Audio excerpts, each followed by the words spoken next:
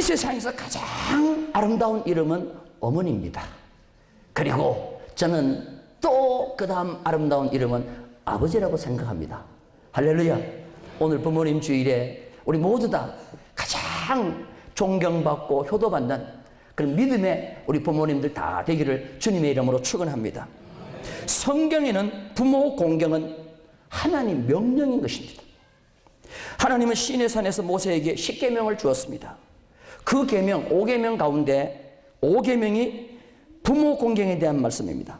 근데 부모 공경은 그냥 명령이에요. 이걸 조건 없는 명령인 것입니다.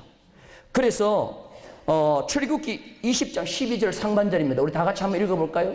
출애굽기 12장 12절 20장 12절 상반절 다 같이 읽겠습니다. 내 부모를 공경하라. 자, 신명기 5장 16절 상반절도 읽겠습니다. 시작. 내 하나님 여호와께서 명령한 대로 내 부모를 공경하라. 명령한 대로 공경하라. 피명령자, 명령을 받은 자가 어떤 선택을 해서 공경하는 게 아니라는 거예요. 예를 들어서 부모 노릇 잘하거든 공경하라. 부모가 재력이 있거든 공경하라. 부모가 부모 자격 있거든 공경하라. 이게 아니라는 거예요. 조건이 붙어 있지 않고 그 다음에 명령받은 자가 선택권이 없는 거예요. 선별할 것이 없어요. 무조건적인 겁니다. 이게 바로 부모 공경에 대한 명령인 것입니다. 이걸 무조건형 명령이라고 하는 거예요. 자식은 부모를 무조건 공경해야 될 줄로 믿습니다. 유산이 많은 부모는 자식들이 경쟁하면서 잘 모시려고 합니다. 그 자식에는 유전인자가 뭐가 들어갔냐면은 꿩 유전인자가 있어요. 꿩 유전인자. 꿩은 마음은 어디가 있죠? 항상 콩밭에 가 있는 거예요. 그래서 이 부모의 재력이 있는 자식들은 꿩 유전자가 있어가지고 마음은 어디가 있느냐? 부모님한테 가 있지 않고 어디가 있어요? 물질에 가 있는 거예요. 우리는 그런 공경이 아닌 것입니다. 건강한 부모도 서로 모시려고 합니다. 왜? 아직까지 뭐가 있으니까? 노동력이 있으니까. 애라도 봐주니까. 그런데 연세 드셔서 힘이 없고 쓰러지면 모두 다 멀리하는 거예요. 어느 대그룹에서 매년 효행상을 선발합니다. 제가 알고 있기 때문에 무슨 효행상을 줬는가 하고 그 대그룹 사이트에 들어가서 찾아보니까 아무리 찾아도 효행상이라는 게 없어요. 야, 이거 효행상이 어떻게 됐나 싶어서 보니까 효행상을 바꿨어. 뭐로 바꿨느냐? 행복상으로 바꿨어요. 근데 내가 물어보지는 않았는데 바꾼 이유를 알겠어요. 효행상 하면 시대에 뒤떨어지는 거예요. 근데 행복상 그러면은 시대에 맞는 거예요. 여러분, 효는 아무리 세월이 흘러도 시대에 뒤떨어진 말이 아닌 줄로 믿습니다. 그런데 요사이 많은 사람들이 효를 멀리하니까 그 자꾸만 감추면서 행복상이라 해갖고 무슨 상을 막 만들어 놨어요. 5, 6년 전입니다. 효행상 대상자를 한 명 내가 보니까 학생이에요. 오늘 중고등부 학생들이 참석했는데 이 말을 듣고 여러분들 효도 잘하기를 바랍니다. 고등학교 2학년 공민석이라는 학생인데 효행상을 받았어요. 아버지가 간경화로 쓰러졌습니다. 회복이 불가능한 상태입니다. 오직 살 길은 건강한 간을 이식받는 길밖에 없습니다. 의사가 이 말이 떨어지자마자 이 민석이는 제 간을 제공하겠습니다 하고 아버지에게 70%의 자기 간을 제공했어요. 똑같은 날 똑같은 시간에 둘 다 전신마취를 하고 아들의 간 70%를 떼가지고 아버지의 간에 이식시켰습니다. 마취에서 깨어났습니다. 이틀이 지나니까 아버지가 먼저 일어나기 시작합니다. 그러더니 힘든 몸을 이끌고 자기에게 70%의 간을 제공해준 아들의 병실을 찾아갑니다. 그리고 그 아들을 끌어안고 엉엉 웁니다. 너 때문에 내가 살았다. 그때 이 아들이 아버지 무슨 말씀이에요? 아버지가 계셔서 내가 이 세상에 있지 않았습니까? 그 아들이 효행상을 받았다는 거예요. 신체 발부 수지 부모라. 내가 부모님에게 받은 모든 것 부모님이 필요할 때 언제든지 드리는 게 자식에 마땅한 도리가 아니냐는 거죠. 사랑하는 성도 여러분들, 연세에 상관없이 어떤 조건에 무관하게 우리 믿음의 성도들은 부모님에게 공경하는 그런 역사가 있어야 될 줄로 믿습니다. 이렇게 아름다운 모습이 있는가 하면 모 목사님이 필리핀에 선교를 갔습니다. 어떤 공원을 나가니까 한국에서 많이 보던 진돗개가 한 마리 다니는 거예요. 야, 이상하다. 이 한국에 있는 진돗개가 왜 필리핀에 다니냐 그랬더니 그 뒤에 새 필리핀 젊은 여자가 한 노인을 한번 이렇게 모시고 나오는데 보니까 한국 할아버지들하는 거예요. 그래서 인사를 하시고 이 선교사님이 할아버지 건강하게 오래 사세요 그랬더니 화를 내더라는 거예요. 당신 왜 나한테 욕하느냐고. 왜 오래 살라니까 욕한다 그럽니까? 나는 오래 사는 게 저주라고. 그러면서 이 얘기를 하는데 중소기업을 했대요, 이 할아버지가. 어느 날 아들이 오더니 아버지, 내가 아버지 잘 모실게요. 우리 집에 들어오세요 그러더라는 거예요. 그래서 집에 들어가면서 집도 주고 회사도 주고 다 줬다는 거예요. 그런데 얼마 안 있다가 이 아들이 아버지 해외여행 시켜줄 테니까 같이 가요 해가지고 필리핀 비행기를 탔는데 한참 구경하다 보니까 아들이 없어졌다는 거예요. 3일 만에 보니까 아들 남겨놓고 식모 딸려놓고 집 하나 얻어놓고는 아이고 그냥 며느리하고 아들하고 들어온 거예요. 그래서 어머니가 필리핀에서 그 아들을 생각하면서 너무 괘씸해가지고 속을 앓다가 그냥 필리핀에서 돌아가신 거예요. 필리핀에서 그 할머니를 볶고 난 뒤에 이 할아버지가 겨우겨우 살아가는데 얼마나 고국에 오고 싶고 얼마나 고국의 친구가 보고 싶은지 모른다는 거예요. 여러분들 혹시라도 자식이 해외여행 가자 그러거든 각서 쓰고 가기를 바랍니다. 절대로 떼어놓지 않는다는 각서 갖고 가기를 바랍니다. 뭐 데려갈 일도 별로 없지만 혹시라도 가자고 하거든 꼭 공정받고 가기를 바랍니다. 부모는 조건 없이 공경하는 거예요. 심지어 우리를 힘들게 한 부모도 공경하라고 그랬어요. 자, 히브리서 12장 9절 말씀입니다. 다 같이 한번 보겠습니다. 히브리서 12장 9절 시작. 또 우리 육신의 아버지가 우리를 징계하여도 공경하였거든. 우리를 뭐 해도 징계하여도 공경하였거든 그렇습니다. 육신의 우리 아버지가 우리를 징경해도 공경하라는 말입니다. 부모님이 자식을 징계해도 공경해야 합니다. 부모는 부모라는 그 자체 때문에 공경을 받아야 되는 것이 자식을 나무란다고 해가지고 부모에게 덤벼들거나 해서는 안 된다는 거예요. 부모가 없다면 내가 이 세상에 태어날 수가 없는 것입니다. 부모가 성공하고 부모가 잘된 그런 부모 밑에 자녀들만 잘된 것이 아니에요. 위대한 인물 뒤에 보면은 형편없는 부모가 한데도 위대한 인물이 얼마나 많은지 몰라요. 미국 대통령의 전기를 읽어보면은 부모님의 도움을 별로 받지 못해 심지어 학교도 제대로 다니지 못했는데 미국 대통령 된 그런 인물들이 얼마나 많은지 몰라요. 링컨은 어릴 때 어머니가 돌아가시고 새어머니 밑에서 자랍니다. 아버지는 구두 만드는 사람입니다. 초등학교를 졸업 못했습니다. 그런데 대통령이 되었습니다. 대통령이 되고 난 뒤에 상원 의원에 가가지고 연설을 합니다. 연설이 끝나자마자 상원 의원 아주 부자 출신 많은 학문을 배웠던 그 귀족 출신의 상원 의원이 구두를 갑자기 뻗더니 링컨에게 보여주면서 당신 아버지 구두공이었죠. 당신 아버지 구두수성공이었죠. 참 출세하셨습니다. 구두수성공 아들이 대통령이 되셨으니. 그때 링컨 대통령이 잘 그 말을 받습니다. 맞습니다. 잊어버렸던 아버지를 다시 생각나게 해주셔서 감사합니다. 나도 아버지 어깨너머로 구두 만드는 일, 수선하는 일을 많이 배웠습니다. 당신의 구두가 떨어지면 언제든지 내게 가주시오. 내가 그 구두를 수선해 드리겠습니다. 그냥 장내에 있던 의원들이 박수를 막 보내는 거예요. 여러분, 잘된 부모님들만 자녀를 훌륭하게 만드는 것이 아니라는 거예요. 공경과 효도심만 있으면 보잘것없고 배우지 못하고 가지지 못한 부모 밑에도 위대한 인물이 나오는 줄로 믿습니다. 제임스 가필드 대통령 취임식 할 때 마찬가지예요. 초등학교도 졸업시키지 못한 어머니 취임식장에 가자고 합니다. 노모는 내가 너를 대통령에게 할 일이 없는데 창피해서 부끄러워서 못 가겠다니까.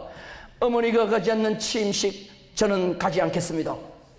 그러니까 이 어머니가 할 수 없이 취임식장에 가니까 자기가 앉을 자리에 노모를 앉혀놓는 거예요. 그리고 자기 아버지는 너무 가난해가지고 초등학교 중퇴시키고 가필들을 머슴으로 팔아버린 거예요. 그래서 큰 농장에 가서 초등학교 때부터 머슴 노릇을 합니다. 잠잘 곳이 없어서 헛간에서 잠을 자는데 그때 이 가필드가 꿈이 있었어요.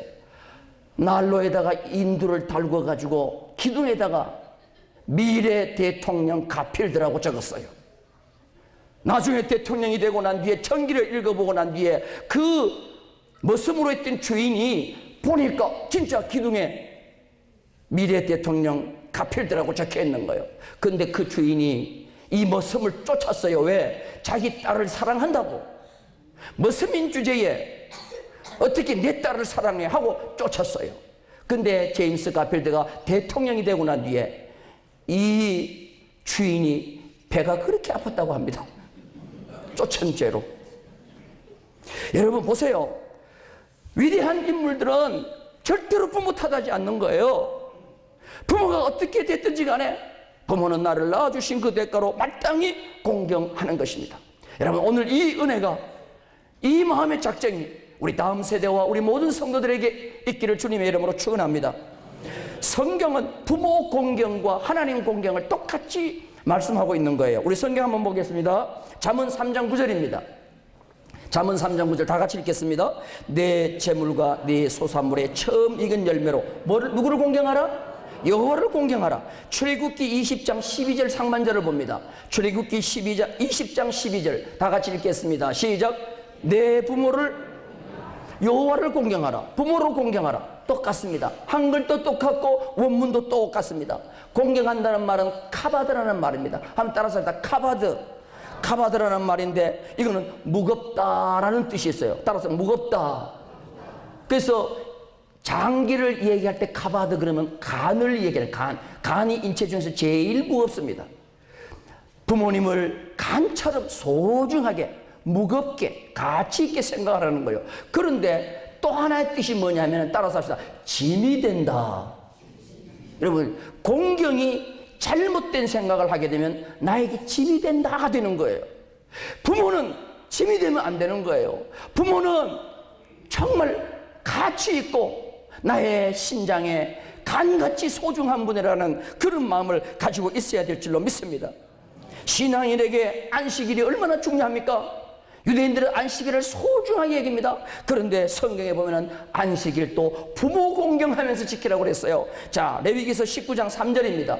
레위기서 19장 3절 다 같이 읽겠습니다. 시작. 너희 각 사람은 부모를 경외하고 나의 안식일을 지키라. 나는 너희의 하나님 여호와니라. 경외라는 말은 히브리 말로 야레라는 말인데 두려워하다, 무서워하다는 말이에요. 두려움과 무서움으로 높여드리는 거예요. 부모는 높이되 두려움을 가지고 높이는 거예요.